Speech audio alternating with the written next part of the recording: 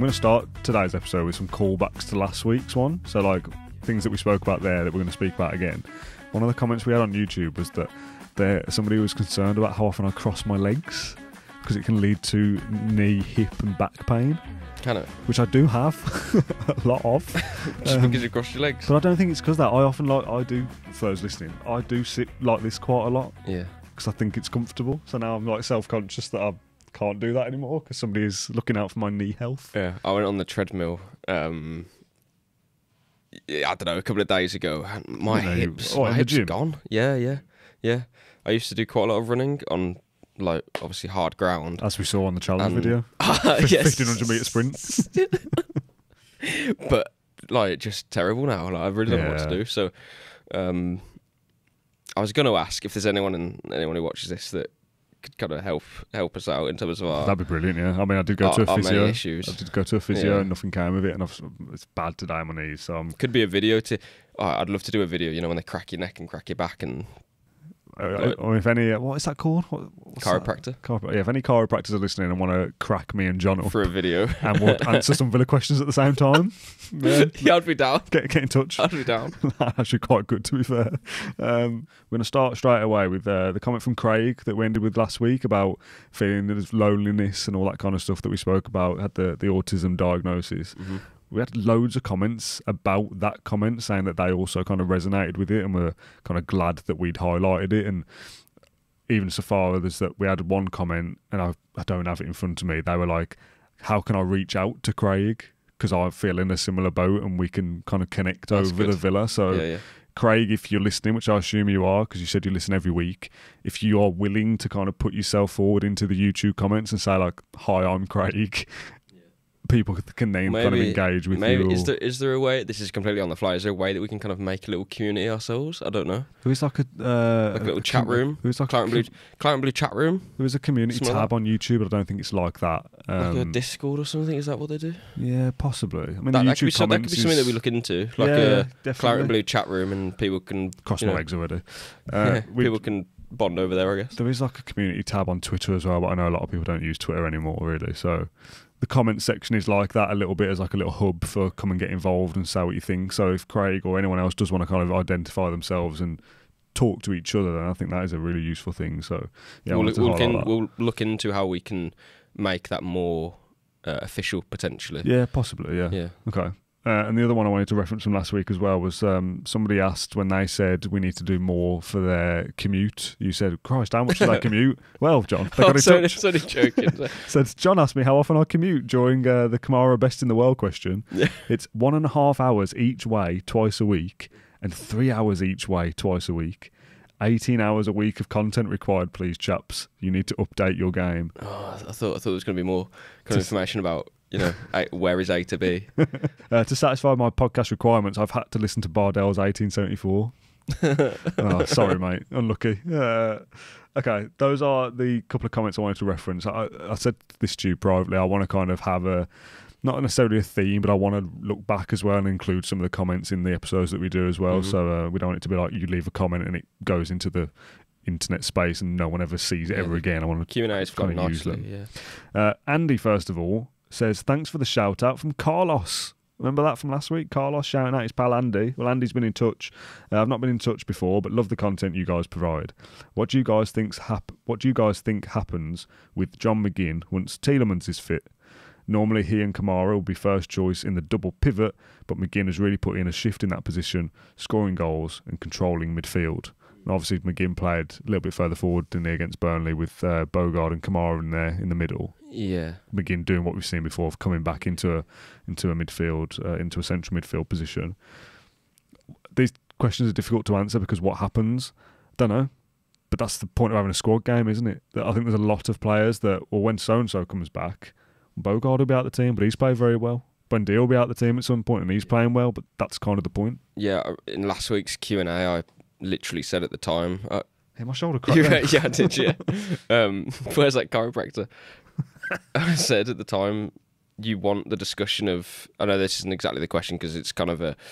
You know, Tielemans will come back and he will be playing games. And rightly so, played the season last season.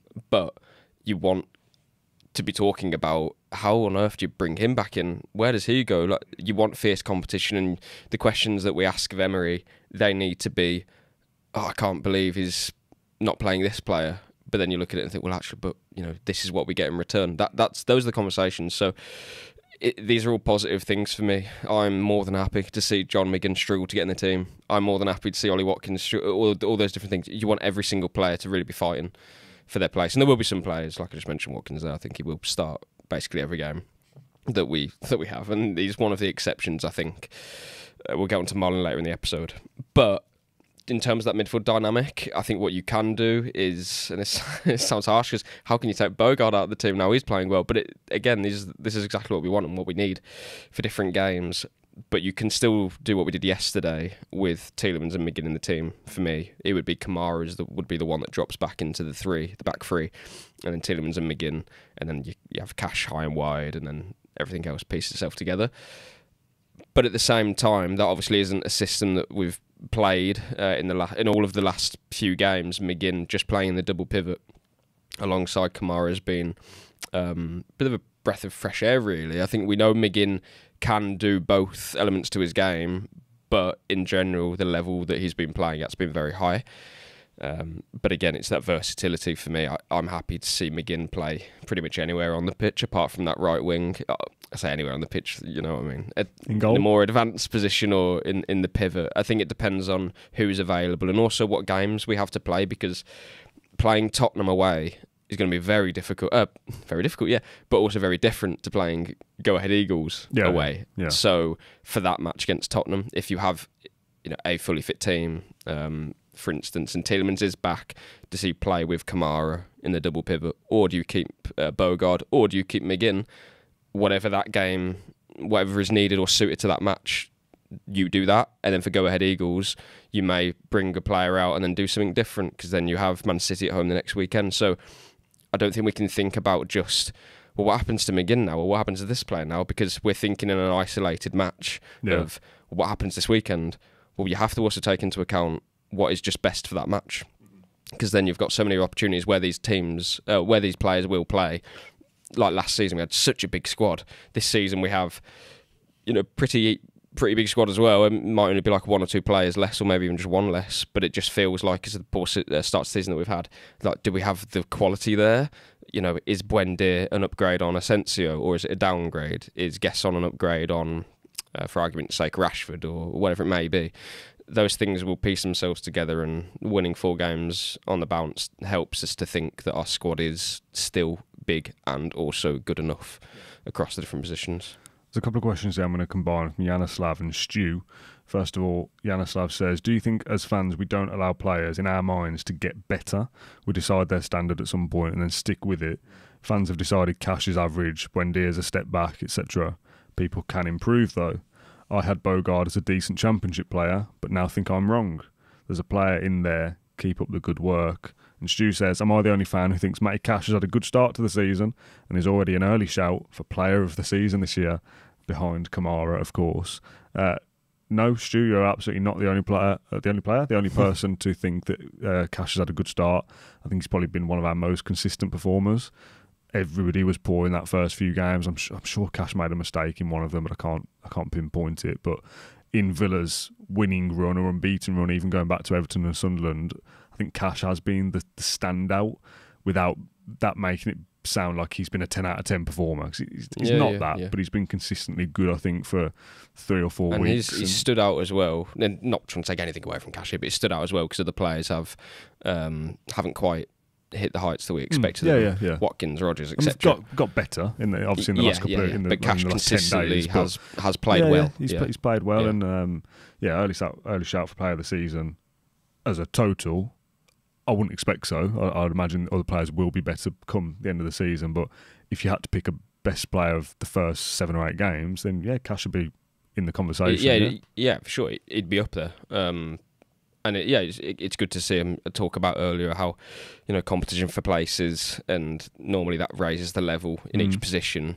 But credit to Cash, he's doing that without having anyone. Kind of backing him up, because Garcia's. I think he's been in one matchday squad. He's in the Fulham squad, I think. Or Bologna. I think possibly because it's the European one. It was a big bench. Cashes them very well. In terms of the first question, do we write players off? Do we kind of make our minds up about them? I think we can be guilty of doing that sometimes.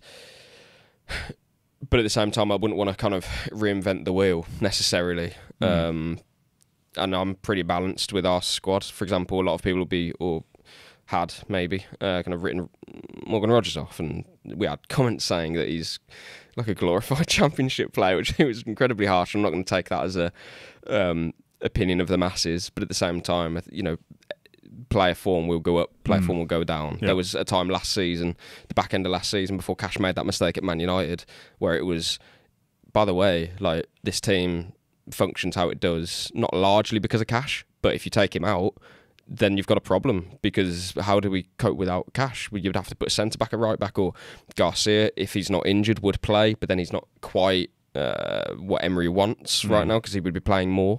Even without injury, he didn't play all that much last season in the second half of it.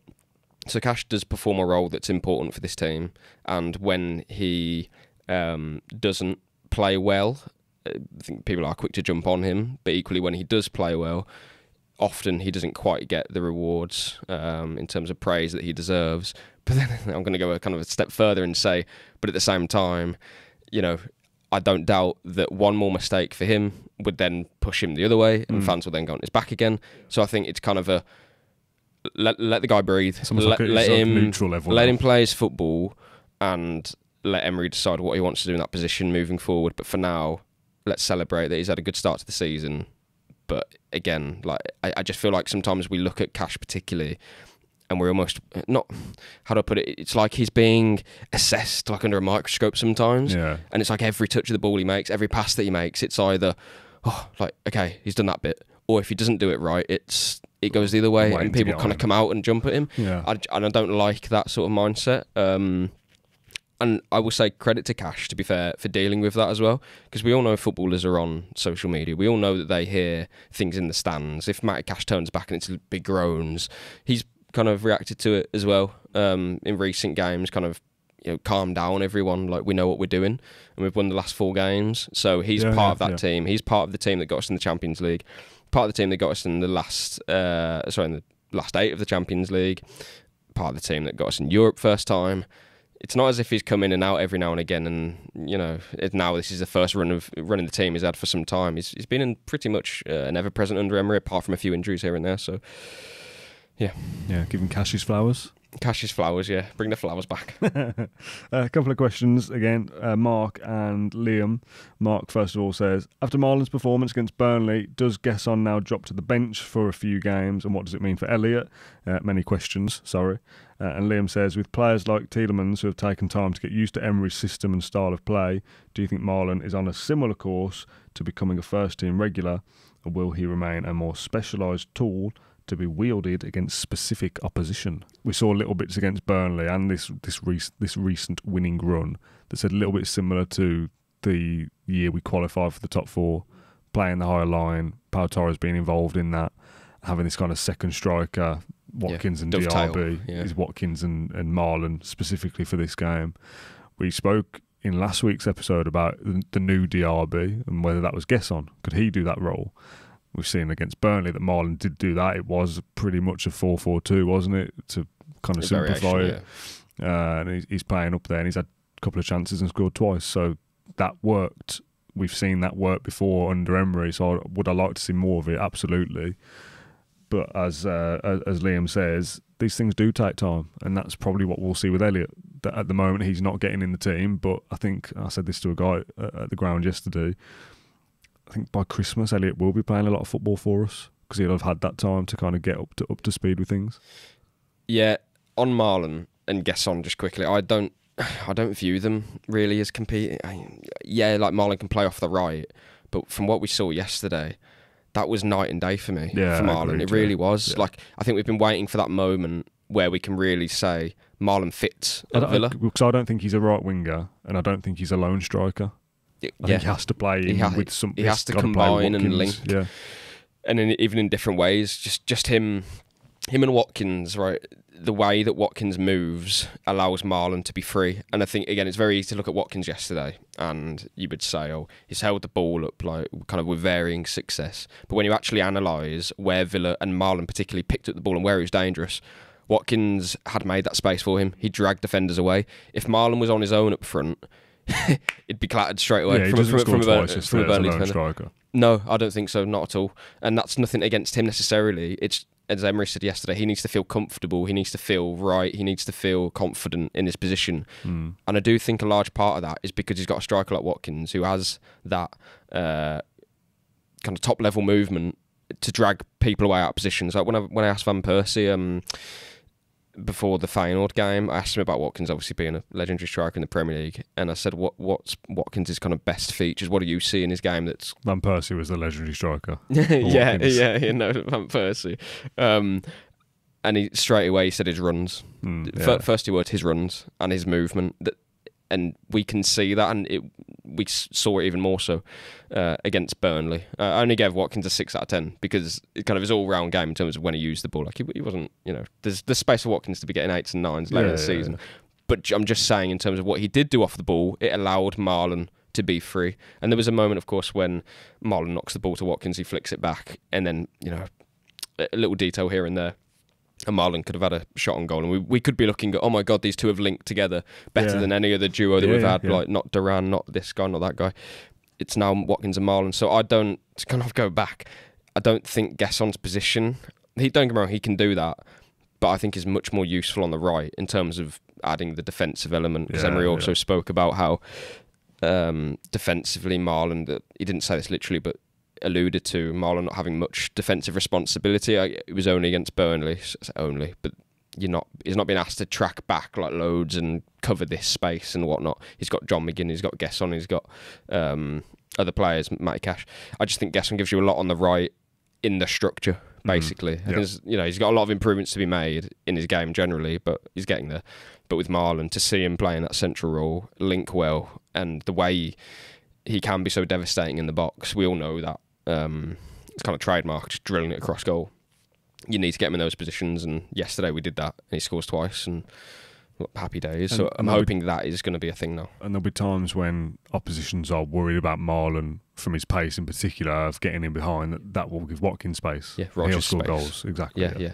Okay, let's move on. Sorry, quickly, that's exactly what we need, because in previous games it'd been the case of if you mark Rodgers out the game, what have Villa got? Yeah. Like very little. The ball might go wide, but you've kind of set traps across the pitch that Villa can do very little. But if you add Malen to that, pace hurts teams. Watkins goes one way, Malen goes the other. You're splitting the defence. Space happens. So, yeah, moving forward, it's certainly something that we need to do more of. I think you said to me about kind of people doubling up on Rodgers, that it's the threat of him maybe being good. Of like Josh Laurent followed Rodgers the whole game yesterday when he was on the pitch the whole time and couldn't really stop him. But again, as soon as it didn't exactly happen for that goal in that way, but when Kamara knocks the ball to Malen, the reason why Burnley had no defenders is because they went man to man trying to stop our other players. Ball straight through. So that's why I'd always like to see Rodgers in the team, because he scares teams, whether they think he's going to, whether we think he's going to score or not. He has to be occupied by an opposition because defender. if you don't, he might play well that game, and you've left him open. Yeah. Malen is the same to an extent, because he's rapid. You can't kind of drop off a few yards, because that's you're done then if the ball goes in. So that means you've got to drop back a bit as well. So it is interesting how these kind of parts of the puzzle start to come together, and you start to see what we are as time goes on. Let's move on then to Darren, who says, only 3 points off Europe. In all seriousness, our run after the international break looks tricky, and I can't get past the idea that we're in for 2 wins, 2 draws and 2 defeats from our next 6. Would that be good enough to capitalise on our current form, or would we need to do better? And those next 6 are Spurs away, City at home, Liverpool away, Bournemouth at home, Leeds away and Wolves at home. Not easy. 2 wins, 2 draws and 2 defeats doesn't sound terrible in that on paper. What is that from a points perspective? 8? Oh, sorry. 2 wins, 2 draws. Yeah, 8 points. 8 points from a possible 18. So what That is terrible. we're going for argument's sake. Beat So Wolves and Bournemouth, and then draw to Leeds and City, and lose to Spurs and Liverpool, or something like that. yeah, it's not a bad run of form at all. No, I think that's okay. Probably Well, that's, put it that's this about way: par. if we got better than that, we would take it. Yeah, oh, absolutely. Yeah. So I mean, 9. Let's say 3 wins and 2 defeats. I suppose is different. who wouldn't take a draw at Anfield? I think we'd all take a draw, even though they've been poor. I think we would still take a draw at Anfield. Yeah. The Bournemouth match will be hard, but it's a home match, so that's one win because it's at home. Wolves at home again. So those are your 2 wins, right? Terrible at the moment. Leeds away won't be easy, but it's a game that we can win. So that would be, if you're going to be aspirational, kind of like a 3rd win. Spurs, Liverpool and City, for me, are all games where if we can take points from them, great. If we lose one, yeah, it'd be frustrating, but I'm not going to... You can't throw your toys out the pram, can you? I think 3 points from those 3 would be enough. So you win 1, lose 2, or you draw all 3. I would take that right now. I would as well. I think you got, depending on when they come, Spurs is the first one. If you were to beat Spurs, you then might go to Man City at home and think, well... Yeah. 5 wins in a row. Why can't we beat City? If you were to win that, you go to, you know what I mean. So but there's also an argument. Yeah, exactly. But we're not going to go over it too much. But those 3 games are obviously the first ones, and then you have Bournemouth, Leeds, Wolves. So they're split. Yeah. Interestingly, if you don't get the points you want in those 3, okay, well you got kind of got 2 home games against teams. Bournemouth and Wolves. Bournemouth are a good team, but again, home matches we are very strong at home, and then Leeds away is a newly promoted team away from home. Not easy, but again, Spurs win there. We can win there. But it's interesting because you go back in the fixtures that we've had: Sunderland away, Everton away, Fulham obviously at home, but Fulham. They're all tricky games, and we obviously drew 2 and won 1. And that's not bad. It's just the context of it was the Everton match. It was another match where we hadn't scored a goal or really made like much of a chance. Yeah. The Sunderland game, they were down to 10 men. You need to win it, and you don't. And then Fulham, obviously, we won. But in terms of if you just look at it like blankly, that's not a bad run of form. It's not as if we've lost 2. The form that we've had at the start of the season was really poor.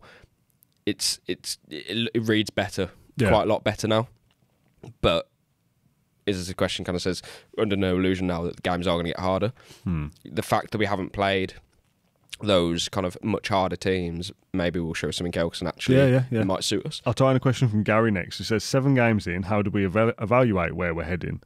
I'd say we're about 10 points down on what I thought par results for a top 5 finish would be at the start of the season. Now, I read this earlier and was confused, thinking, well, if we were 10 points better off now, we'd be top by 3 points, which isn't what Gary's saying, that we should be 10 points better off. I don't think, at least. As in by the teams we played, so... I think so. All right, so you're thinking, like, I don't know, plus 2 you should have beat Sunderland, and you... So plus 2 against Sunderland, plus 3 against Brentford, so 5. I don't know, Newcastle plus 2. Yeah, I don't know. I think it was maybe. So suggest we should be 10 points better off now. It puts us on 19. Yeah, Arsenal are top on 16, so we shouldn't be top of the league by 3 points. We can quickly rattle. So Newcastle at home is a point. I think that's fine. It's not terrible. Yeah. Brentford away was a bad one. Yeah, that's a bad result. You shouldn't be losing there. Yeah, let's stick 3 on that. And obviously, Palace. Brentford aren't as bad as we all thought they were going to be so far. But at that time, you should have capitalised on what you expect them to be. Yeah, and right now I think we'd have a good chance of beating them. Yeah. So, Palace, stick a draw on that because it's a home match. Yeah. So that's 5 points already there. I think you should have beat Sunderland, so that's 8. But Everton a draw away is okay. Yeah, that's 9. And then after that you've had Fulham, right? Yeah, we've won the rest. That's 12. So 15 points is something around 15 points is what I would think would be that'll be a good strong start. 6 more points than we're on now. 6 more points than now. So we're not a million miles away. And that would put us up in around the top 4 or 5, I think. So Gary's point is kind of I disagree with right. the 10 points, but I understand too many. Yeah, we probably should have more, but at the same time, I think again. But this was just why Fulham and Burnley were so important. We had to win those games. Just as a wider point, though, I'm not really convinced by any team I've seen so far this season. Like Liverpool, Arsenal, and City, I think will still be the top 3. Put them over there. Chelsea, Newcastle, Spurs, Brighton, Bournemouth, whoever. Like, Did we mention this on the... Apart from Palace, who have been very good. They obviously lost with a Grealish winner at the end on the weekend. Lose at a place we drew up. You know, this is the Premier League. Yeah. It's not so cut and dry. But I just don't think, like, you know, if we say we're on 9 points and we're probably 6 points away from where we want to be, well, that's not Newcastle, and it's not Forest, and it's not Spurs, who are like Chelsea. They're the ones that we want to be competing with. Nobody's really done anything yet. I don't think. It's been a weird start. Exactly. For as poor a start as we've had, it's not as if teams have pulled away. Yeah. You know, don't get me wrong. If Spurs beat us, there'll be a gap. If, yeah. You know, City look blah blah. Just had a quick scroll through the league table there. I said Spurs as well, but they're on 14. To be fair, they're doing a little bit better than I anticipated. But that's only 5 points, and we play them next. If we were to beat them, that gap's down. Obviously, if they beat us, the gap's bigger. But you know, Man City 13 points, Chelsea 11, Man United 10, Newcastle 9, Villa 9, Brighton 9. Like, if we're on 4. And though, you know, Newcastle and Tottenham, who we expect to be with, are on 16, it's like, well, okay, we're already miles apart from them. But when the league table evens out, I think we'll kind of find our way. It's something that we mentioned in the fan zone that brought up that the teams that we were competing with for Champions League last season, we're bunched up with them right now. It's very close. So I think, again, if we're within touching distance of Newcastle and Chelsea and those teams, then it's all right. You know, again, the top 3, just to kind of throw them in there, probably. I mean, it could change just for now. Arsenal, Liverpool, City. And then I think most people have or would have had Chelsea and Spurs as around 4 and 5, that sort of thing. And then you've obviously got Villa and Newcastle as the teams who are trying to push those commercial 6 teams. And if we're within, again, distance of them come February or whatever it may be, fine. If we're in distance with them now, again, fine. And if we weren't, fine. It's a long season. So, again, the fact that we're not, though, 6, 7 points away from... Doesn't matter. You know, if Spurs were to beat us, what would that be like? I don't know. That'd be on 17 and we're on 9. 7 or 8 points difference or something? I don't know. But... that's okay, because there's going to be 4 or 5 places for the Champions League. That's our aspirational goal. Yeah. If we don't get it and finish in the Europa League or in those European places, that is, again, a strong season because of how we've been. And that won't be relevant if we win the Europa League. Yeah.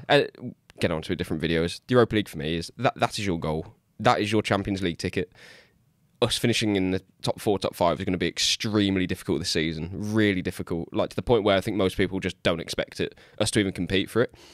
But as long as you can stay within distance of those teams, it means that come the end of the season, you will be in European football. Yeah. And that is every season the goal for Villa. Yeah. Let's move on then to the Groover, who said, I just want to acknowledge how well Lamar Bogarde played against Burnley. He's taken a big step up in ability. On that note, why is it so difficult for youth players to prove themselves at Villa? Most clubs in the league have 2 or 3 youngsters all making appearances throughout a season, yet in the last 3 or 4 years, our youth prospects barely make a cup game. We spoke a lot about youth, and we often get these comments of like, can you do a whole episode on it? And I've said, like, well, we'll look into it. Firstly, I don't watch any of the under-21s, so I feel uncomfortable speaking about things that I don't know about, I'm not watching. Could I start watching games to then speak about it? Yeah, I guess so, but it's not in my appetite at the moment. It is difficult though, and the kind of point we always go back to is that, are they good enough to slot into a team that is trying to get into Europe? And more often than not, I think the answer is no. However, Bogarde has shown that every so often, well, yeah, you are good enough then. Yeah, there is a pathway. But when Emery decides they're good enough is when I'll start caring. Do you know what I mean? Yeah, there is a pathway eventually, is the way I look at it. Yeah. You know, you see Brad Burrows and Ben Brodger on the bench, and that's great. You see players like Kellyman, Finn Monroe also being on the bench in previous seasons, but unfortunately, that doesn't mean that you're going to be a player for Villa moving forward. Because, for example, Bogarde's had 2 loans at Bristol Rovers, I think both were in League One. Comes back to Villa, wasn't really playing, and then not this pre-season that we've just had, but the one before that, I think that's when he really kind of puffed his chest out, and I certainly took more notice of him because he was playing at centre-back and he was very composed on the ball, not really making many errors, and just looked like he fitted in well. But even after that, you've got him playing at right-back, and we could all see, I think, this surely can't be his strongest position because to be in this Villa squad, you obviously need to be at a high level. But Bogarde wasn't playing for me at that high level at right back. Yeah. Then you see him playing midfield sometimes, and we knew that already previously that midfield was his more natural position. The Arsenal game when he came on, I think, for Onana, and we drew that 2-2. Is that his first time he went into defensive midfield, or one of? It must have been one of. I'm sure he'd played there before under Emery. But that's the first game where you really thought, okay, like he's held his own there, and we've come away with the 2-2 against Arsenal. It's a great result. And then since then, again, being a right back, being a centre back. But I think now we're starting to see him really morph into this player that I think we all knew he would be eventually, but it was just at what level he could play at. But in the last couple of games, especially against Burnley, just excellent. No better player to learn off than Kamara. Yeah, exactly. If that's your position. Yeah. It must have been about the 75th minute or something, and I turned to Matt Mayer and Jacob, and I just said, Bogarde's been exceptional. Like, he hasn't put a foot wrong. Like, it was just one of those where he kind of hit during the game. You're thinking, yeah, he's doing well. There'll probably be a moment where he might have a bit of a hiccup, and that's okay. I don't think there was. No. I saw Villa tweet. His pass completion for the last 3 games has been 100% for Bologna. Was it Bologna? No, Fulham. 100% twice, I think. 100% for Fulham, Feyenoord, and then it was like 97. I was like, downgrade then, not as good. Is that a worse game? But his numbers are good, and obviously that's not the be all and end all. But just watching him play, he thought he looks like a 25-year-old who's been playing in that position for years, and that's his role, and he's played 100 Premier League games. Yeah. Among Premier League players who have attempted 50-plus passes under high-intensity pressure from an opponent, Bogarde has the highest completion rate, completing 52 of his 56 passes, which is around 93%. Wow. And that was before Burnley. Again, maybe that's improved now. But that's serious stuff, by the way. Yeah. I spoke about Bogarde on the post-match. I don't know whether you listened. I'm going to try and make my point to you that I tried to make to Matt. Okay. Here we go. What I was trying to describe it last night on the post-match was like... the way he moves. Everything he moves, he's like he's in like you only watch YouTube on like 1.25 speed or 1.5 and everyone just moves and they're just move but different. Do you know what I mean? Like when he gets the ball, he's like I'm really not like sure. Yeah, high on... I'm not sure if I'm glad you brought this up or not, but for a few weeks now, my dad, I don't know. Me and your dad agree. I don't know if I see it exactly. He reminds him of a penguin. Which is probably not even related to this. I'm not even sure. Because the way he moves? Yeah, I don't think it's really the point you're trying to make, but he thinks he makes like a penguin. Like when you see... Like I tried to focus on it yesterday during the game. Like Tielemans, he weren't there. Kamara will get the ball or Konsa or whatever, and it's really like not slow as in they're like laborious, but like they're very calm and their body movement feels very like smooth, and they kind of go through the motions. So as he goes to Bogarde and he's like really like he's really like everything's really rapid and like. Have you seen that video of like I can't include this by the way because it's mental. You've seen that video of like the Asian restaurant worker like doing ice creams or whatever. Yeah. And like someone's like, wow, he's working so fast, but really he's just like moving his head a lot.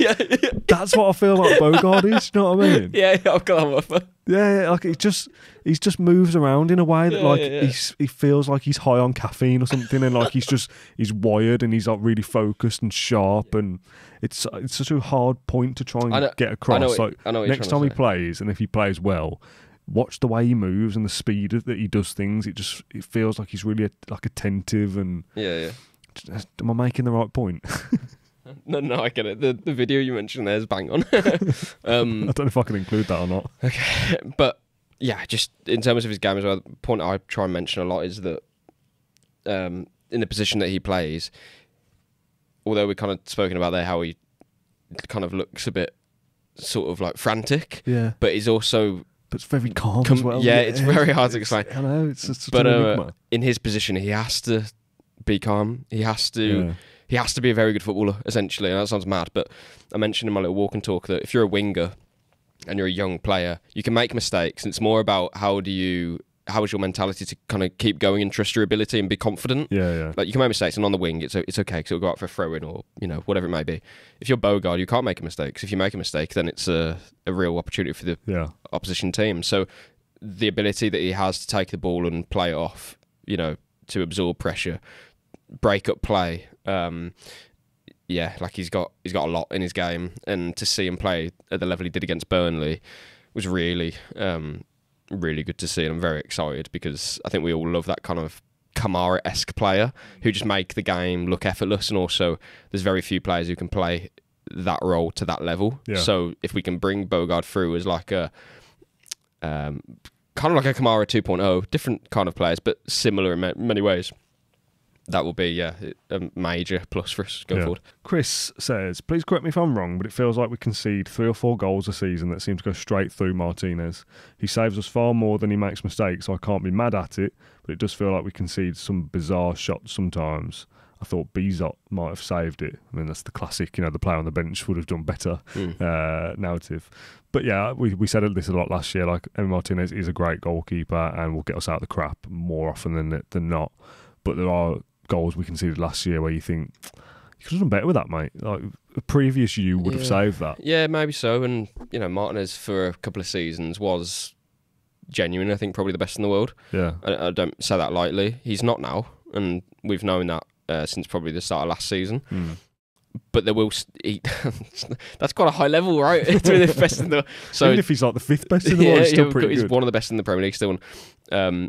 What I would say about that goal is that he was getting involved with another player, pushing them out of the way, and then he moved back and he was a bit unstable. Yeah. I think if he would just concentrate on what he was doing, he'd probably save it and he'd be okay. But maybe that's more of a problem, if that makes sense, that he's getting involved in stuff that he doesn't need to. I don't know. Like, there was that moment, weren't there, in the Fulham match where he takes a touch too many on the ball, and then Fulham really should have scored and Constance bailed him out. Yeah. That happened in this game. There was the mistake of getting involved when he didn't, just concentrate on your... Do you reckon he's trying to do a bit too much to make amends? Possibly so, and something like that might be the answer to what I'm asking, and that worries me more than anything, because you need Martinez to be like laser focused, and when he is, he can be unstoppable, but unbeatable even. Sorry, no, unstoppable. I was thinking unstoppable is a strange word for a goalkeeper. Yeah, wrong word. Unbeatable. So, yeah. Quite like him to stop a few things. Yeah, but Bizot maybe comes out and claims that cross punches it away or something, I don't know. But then would Bizot save that chance that, was it Hartman had early on? It was offside, but Martinez doesn't know that. He still made a great save, and, so, yeah, we got 2 great goalkeepers in my view. Yeah, okay. Sarah says, I've noticed a fair amount of empty seats around the ground against Burnley. Do you think these are hospitality left empty and high prices? Yeah, chunks of if you're seeing chunks and blocks of seats, hospitality. Yeah, pricing is a problem. Oh, pricing that's a problem. Yeah, we're not going to kind of go into it now because we've spoke about a lot of it before. But people have to make choices, and when the football isn't going very well, I know we've won the last couple, but generally when it's not going well, it's harder to justify that cost and that expense. And once those prices hit a certain level, if Villa don't hit that level anymore, it's very rare those prices come down. Like, it'll be, if Villa finish 10th this season, it'll be, hey, price freeze for next year. We're freezing season tickets. When really it should be a reduction, right? So if Villa are good and constantly like up and around Europe, that price goes up, and before long you've got £1,000 season tickets instead of 800 that used to be 600 and used to be 400 in the Championship, and it's a lot of money. So you can see why people make those choices to go or to not go. Would it be great to have the stadium packed out every week? Yeah, obviously, but people are well within their rights to stay away if they think that's too much. Football became too expensive a long time ago, so we have these conversations, and it's unfortunately not going to be changing. And I have every sympathy with fans who don't go because it's wildly expensive. Like last season, the Champions League tickets, I'm sure there was a large population of the attending fans who probably paid for those tickets knowing they probably couldn't afford them, which is terrible. That should never be the case, but it probably was, and you're not going to do that again. I know the tickets were obviously cheaper to go to Europa League matches, but still, for my opinion, too expensive as single tickets. The bundle is a good idea, don't get me wrong, but to play Bologna Young Boys, 2 teams we played last season, and Salzburg and Tel Aviv, which may or may not be played, I think it will be. But I don't know, 50-ish quid, maybe more for a single ticket. I think the fellow near me in the Trinity said it was 60 odd. Because I can't. I think the highest price ticket is more than £60 for an adult individual. But again, I don't even like talking sometimes about just the ticket price, because it's not. It's the £10 it takes to get to the stadium, or the fuel, or whatever it may be. It's the time sometimes off work. It's for a 5:45 kick-off. It's getting back late. and it's the food, because it's going to be a night game. It might not just be you that's going. Like, it's a serious cost, and we're a big club with a big fan base, but if we're not selling out for games when we're this good, then everyone else is going to feel the pinch as well, especially when our tickets are expensive. So it's I will never be asking kind of questions of like, why aren't fans turning up to games for that sort of thing. The money is just I get it. The money is a lot. This one's from Matt in Florida. Can anyone more tactically enlightened than me? Oh, that's the end of that then. Next question.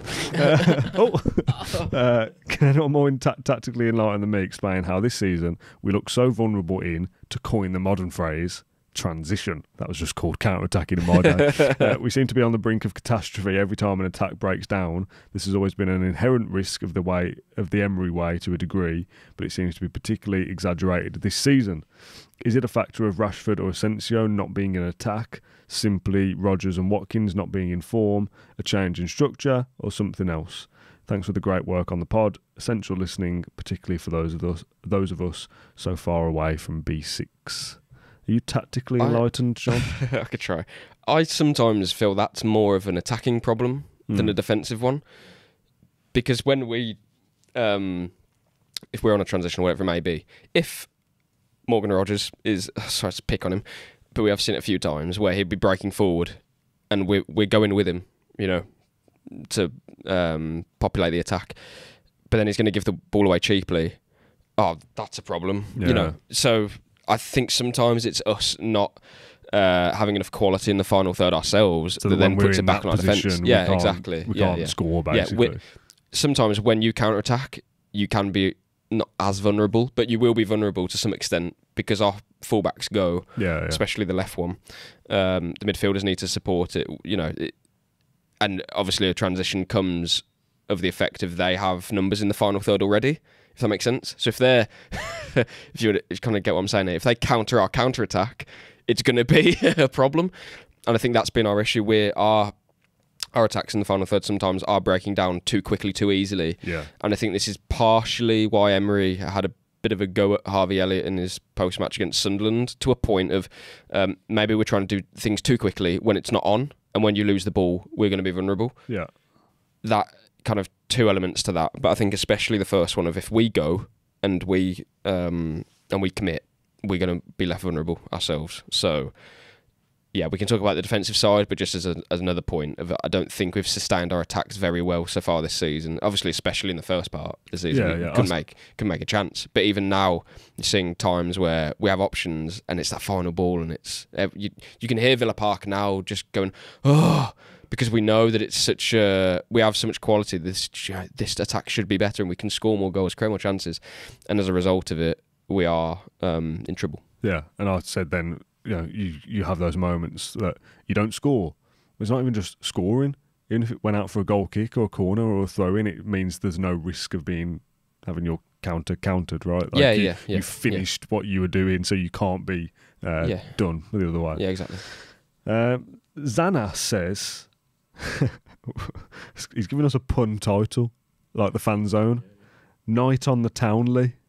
Oh no, where's this going? With Kendrick talking about his night out on the tiles before the game. I saw John in Rotterdam. Hope not. What's both of your alcoholic and non-alcoholic drinks of choice? An alternative title could be McGinn and tonic. Love the pod. Up the Villa. Favourite non-alcoholic. This is such a terrible question for me. Can I guess yours? Go for it. Favourite non-alcoholic drink? Water. No. Favourite alcohol? I don't know. I've not seen you drink alcohol very often, to be fair. I don't drink alcohol. Never at all? Oh, no. Yeah, I would have. But I don't have a favourite beer. I don't have a favourite, genuinely. Not sure. I don't know. If we went for a drink now, what would you have? If I said, have a beer, we're celebrating a promotion or something. I would say, okay, get me a beer. Just beer? Whatever you're having. Yeah, okay. Yeah, there's no... Did you have one that you don't like then? No. Okay. Do you know, I've never had... I've probably quite a few drinks. I've never had a Guinness. Really? Yeah, never. That's what my It's probably quite a few things that I've never had in terms of alcohol. Non-alcoholic drink? You don't drink hot drinks either, do you? Tea or coffee or anything like that? Man. Yeah, this is just exposing me as an absolute weirdo. Don't eat. Do you know what I don't eat? I don't drink hot drinks because it's a bit of a palaver. Yeah.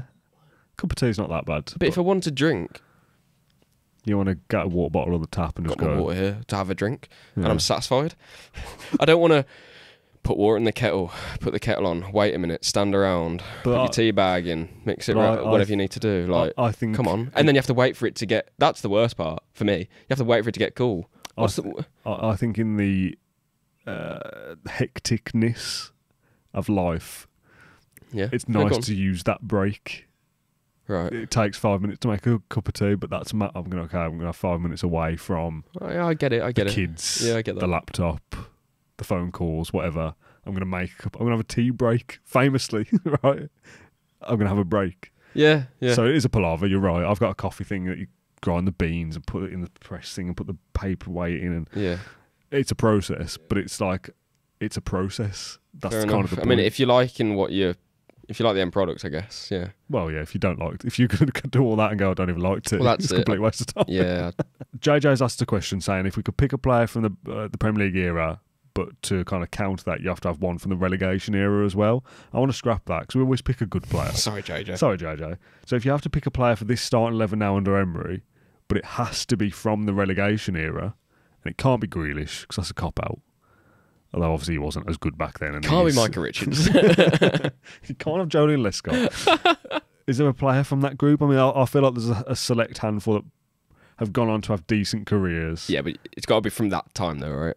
Well, yeah, I guess so. Well, but then you say that none of them would play for us. So, maybe just, So like Ghana Gay, Amavi. Because they would play better now. Veretout. And improve better. Yeah, that's fair. Jordan Ayew, even maybe to an extent. Those players under Emery. Yeah. Yeah. People will hate this answer, but I just think Rudy Gestede he should be the best player in the world. Adama. Yeah. He's end product, man. I know, but I just think. How has no one ever been able to sort that? Someone's got to do it. And you know why? Because I don't think we need any of those players. That's kind of the point I'm trying to make. We could do the role. Any of them, I would probably just sell in the summer. Like even Idrissa Gueye, who turned out to be a good player. Right, but we got Kamara. We have got Bogarde now. We got Bogarde. We got Nana. We got a lot there. We don't need Gay. We don't need Veretout. Amavi. We got two good left backs. Yeah. And apart from that, there's really no one else after that, is there? I don't think. Yeah. So for that reason, I would say Adama and let Unai try and work his magic on him. And if it doesn't work, all right, you got the players there anyway. Final question is anonymous. It's not a question really, but I thought it was an interesting point to raise. You don't need to respond. Well, I am. And probably won't like this comment. I don't mind it, John. But I'm getting annoyed with Villa podcasters copying each other. I know Bardell is your mate, but he wants to do an after-match video, and you lads have to wait for him. You are the best at this game. Thank you, Anonymous. Best podcast. That's your opinion, Anonymous. That's your opinion. Dan doesn't need to copy everything. He has other great content and doesn't need to cross swords with you and Matt. Was he picking a fight? Sorry, Anonymous. Anonymous is picking a a fight. We don't want to. We ain't brought this up. This sounds very. Is this your question? I could have just ignored that one, as Anonymous suggested. Now, I thought it was an interesting point to raise. Firstly, the idea of people copying other people. First of all, we didn't invent the post-match show.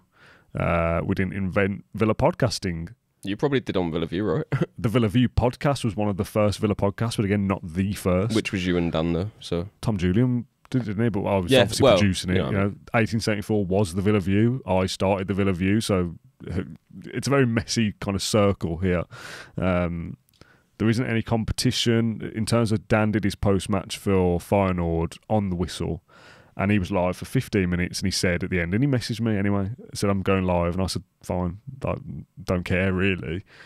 But we know we share audience with them. There's a lot of people that will listen to 1874, will listen to this. So Dan going live at 10 o'clock and us going live at 10:05 helps neither of us. Because if you're a fan of both podcasts, you've now got to choose. Which I am. And you choose ours, right? Obviously. But do you know what I mean? There's no value to anybody to pick. So Dan does this slot, and then we do this slot after him, or vice versa. There's no kind of like competition of, we have to be first, or they have to be first. doesn't really matter to an extent. Now, there's obviously certain things, like we want this today to come out as soon as possible because we're happy with the episode. But if Dan does something else first, we're not going to, we'll just throw ours in the bin then because we're second, right? It's not really the point. Both things, and the other podcasts as well, can all exist, and we know that there's thousands of Villa fans out there will pick and choose the ones they want. Just because we're first doesn't mean people will watch it anyway. They might not want to listen. I mean, if you're listening to this section an hour into this episode, obviously you do want to listen to our podcast, but you know what I mean? You'll pick and choose the ones that you want anyway. Nobody's copied anybody. There'll be things that Dan does that we then do. One thing I will say, just quick on the actual conversation itself, and people won't believe me on this, but I know I can kind of stay true to my word. I don't listen to many of the other Villa podcasts, hardly ever. I'll listen to little bits here and there, like a feature interview or something like that. But Dan's thoughts on Burnley, I haven't watched. Because I don't want to say I'm not interested, because that sounds harsh, but you know what I mean. Did you do it for a job, you mean? There is that side of it.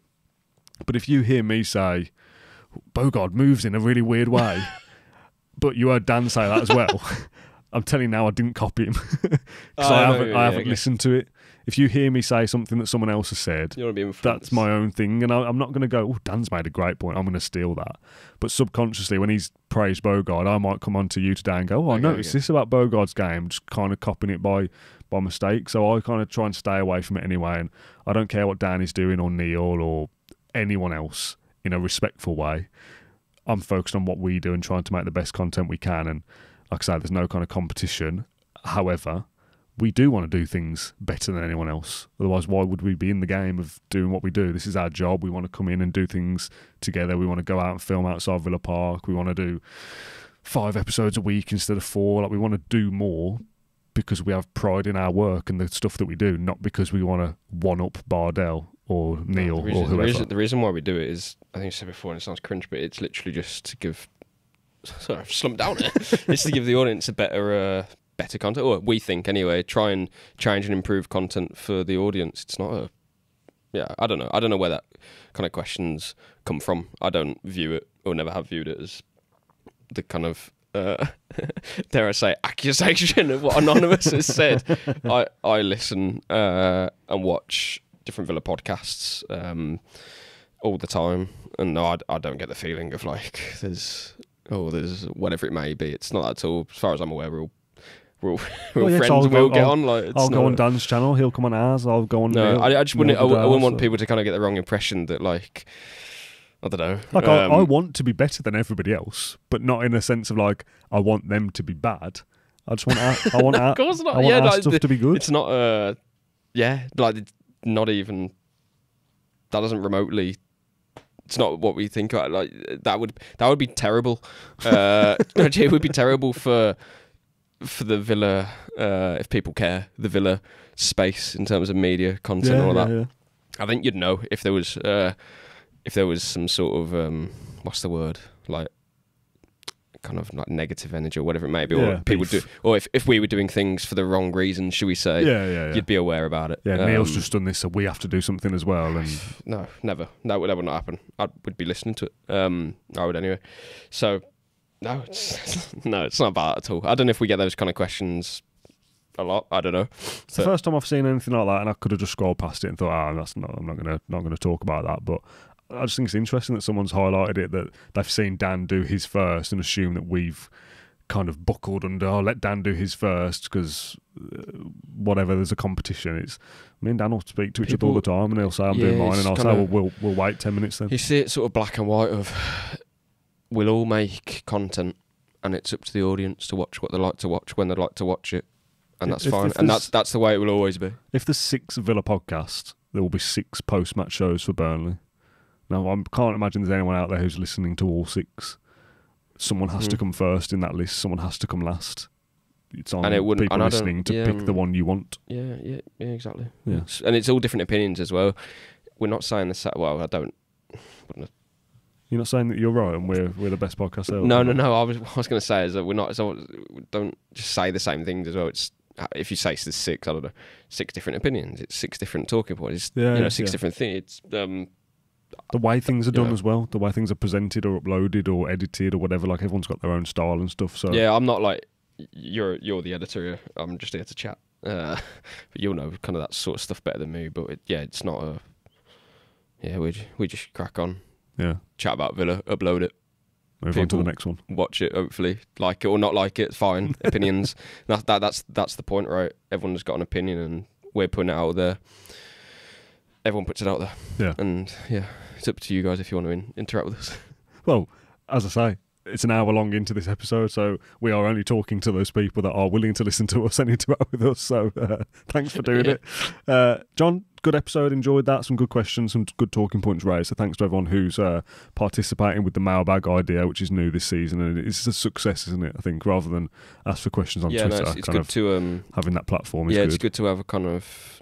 Yeah, I like it. Like we were talking at the very start of the episode, like maybe like some sort of community thing that we could do. But then at the same time, having like the mailbag, it makes it kind of like a nice little... Anyone can kind of get involved in that, whether you're on social media or not. Yeah. Okay, right. That's it for this one. Thank you very much, John, for coming in. Thank you for watching or listening to this episode of the Claret and Blue podcast. We'll be back next with Claret and Brew, and it's quiz time again. It's only been a couple of weeks since the last one, but I wanted the first episode of each month to be the quiz. So this is the first one of October, so Kendrick's putting something together, not as diabolical as last time, I've been informed. So you should be able to play along at home rather than guessing the hometown of Marco Bizot, the population of it, not even where he was from.